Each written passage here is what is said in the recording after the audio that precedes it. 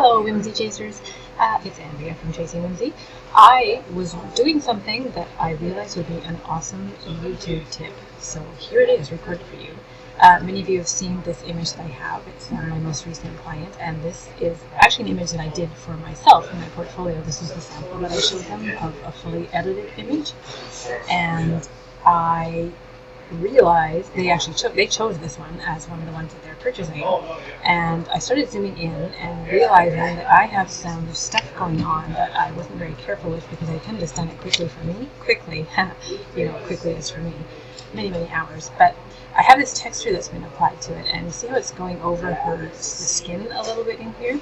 And it's okay, like I don't mind it because there's supposed to be texture over the image, right? So it's okay that some of it goes over, but I'm thinking that because they're getting this as a 16 by 20 print, that might be distracting when it's larger to them. Like it sort of is artistic, and there's some over here as well. And I also noticed that I didn't actually mask the wings in very well either. I've already cloned a little bit here. Actually, let me just turn that off. I did some cloning and stuff already, but you can see where the vein, I didn't erase the veins properly, and I've got some of that texture going down the arm. I've also seen bits as I zoomed in that I've missed on smudging her hair. So just some little things I need to touch. Over here, I also, on her shoulder, I've got the texture and the wings showing there. So I went back through my layers, and where the texture was applied was far too back in the process for all the finishing that I put on. I don't want to redo the image. So we're going to use smudge brushes to rescue it. I did try some cloning in some places that needed a little bit of cloning, but then I thought, okay, I have Scott Deardor's smudge brushes, which if you're in my Facebook group, I have a link there to them. They are free. He got them years ago and has adjusted them himself, but they're not something that is copyrighted, and they are available. And they're the best smudge brushes I've found anywhere. I use them on skin and hair constantly.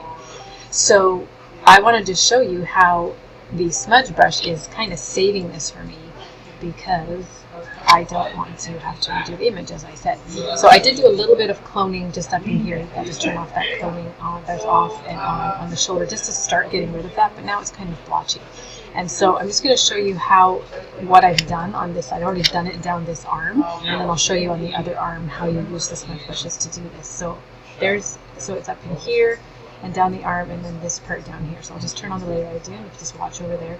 So this is how I've been able to fix it with the smudge brushes. I still may go back and do a little bit more to make sure that that's all blended in with the shadows, etc. But it is really a fast way to make it work. It's pretty brilliant. So let me just zoom in here, and I will show you quickly how this is working. If you look at the hair too, you see these spots here that I've missed with the smudge. So I use the smudge brush to do hair. So as I've been zooming in and moving around on the image, I'm just fixing those spots as I see them. So let's just go in here with the smudge brush. So the one that I like to use is just his smoothing smudge brush. He also has a texture smudge brush, which I often use on hair as well, but I'm going to use the smoothing smudge brush, which looks like this. You can see it over top of the dragon here where it's darker. It's just like a little amoeba kind of looking guy. And I have it set right now at 25%. I may go higher than that as I'm going in here, but let's just see what this is going to do for us.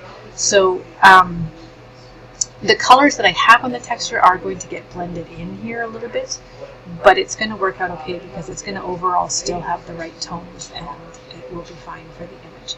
So when you have lines, anytime you have a line, if you go this way if you go across the line, you'll obliterate the lines. If you follow the lines, you'll keep them. So like if you're wanting to follow hair, you want to go this way. If I go this way, as you can see on the hair, I'm going to obliterate the lines. So you want to just make sure you're following in the direction of what you want to do. I want to get rid of these, so I'm actually going to go across them. And I'm just going to kind of go along here at 25%. It's going to be fudged a little bit. It's not going to be perfect, but because of the texture that I have on here, I can easily fiddle this where I need it to be.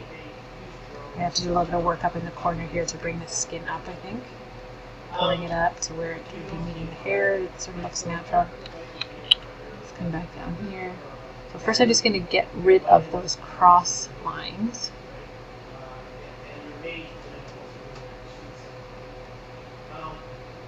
As much as I can. again. And then I will go back this way a little bit. Just keep working to bring up some of this dark color. It's going to pull from the direction. If I start here and pull up, it's going to bring this dark color in. If I start here and pull in, as you can see, it's going to bring that lighter color in. You see how it's bringing that lighter color over, which I probably don't want. But I can bring in a little bit and then blend it back. I may need to clone a little bit along that one. It's not coming out as well as I had hoped, but just bring it up here to fix that edge a little bit. And then if I need to smooth it, I've made lines myself now doing it that way, so I'm just going to go in here and go the opposite direction. And that has pretty much cleaned those up. I'll just turn that off again. So that's where it was, and now I've been able to take it off with that smudge brush. You can see I've done more down here as well. I'll turn it off again. I'm just smoothing that. So that has taken off the texture there. Let's go see how it works down here. I think I'll leave it here. I'm not too worried about it. I added these glowing tattoos to her, just with a stamp on a different layer mode. I think it's on a by vivid color or something. I can't remember now.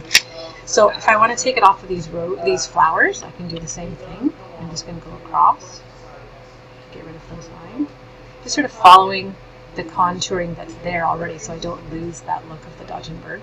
I'm not worried about it on these big flowers so much, but I just wanted to get rid of it maybe on that part there. And let's see what it does down here. So I don't want to, because it's darker here, it's going, an arm is a cylinder, so I want to run this direction, which is to my benefit because that's going crosswise on these, so that I'm kind of working in stripes here, here, up and down stripes to keep the shape of the arm. And if I need to then smooth it back a bit, I can go across lightly. Again, I'm working at about 25% strength. So here again, I'm going to go this direction to follow the lighting that's on her arm, because if I go crosswise, I'm going to lose what that actually looks like. And then I can go a little bit crosswise. I'll just go bigger and go a little bit to help smooth that out. Better. Now I don't want to obliterate this because that's the elbow, so I'm going to go with it and beside it to smooth that. If I went this way, I would smudge it out. So then down this side of the arm, down here. I'm just scrubbing back and forth.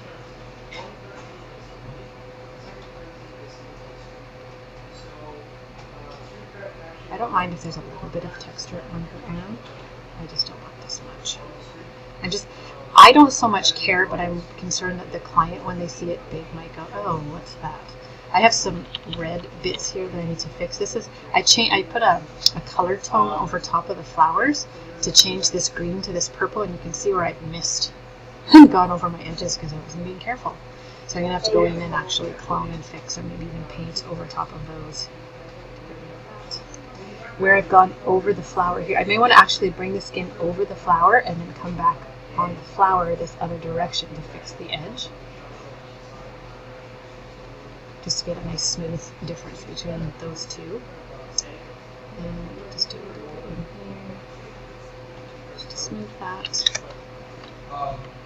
So you can see that this is going to save me a ton of time trying to clone this out or some other way. I tried painting over it first, and it was just going to take too long to try to match all the colors. So I had to be like click, click, glow, click, glow, click, paint, all different colors to try to get this fixed. And I'm just going over the lines a bit slowly, just to help it get rid of them faster.